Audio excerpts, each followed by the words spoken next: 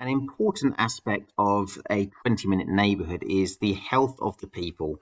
Now, if more people are cycling and they're cycling to and from work or other services, then they're more likely to be healthy. So your suburb probably needs to have lots of cycle paths. So looking at your suburb, and I'm going to focus on using Google Maps here on Mulgrave. Okay, I'm going to click on Mulgrave, the option underneath, so it actually outlines the suburb for me.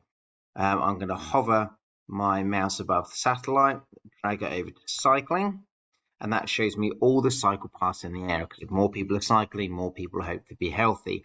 Now, it's not that clear to see how many cycle paths in the suburb, because it's difficult to see the outline of the suburb itself. So one thing you could do is using something like Snipping Tool, and go to New, click on the freehand option rather than just doing the box, and I'm just going to hold my mouse down and draw an outline around the outside of the suburb. It doesn't have to be perfect, just going to help in the analysis afterwards.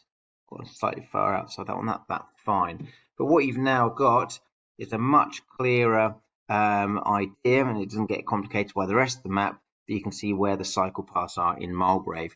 Now, if I was to do analysis of this, I can see that yes, there are some cycle paths around the kind of natural areas, around the parks and the wetlands here.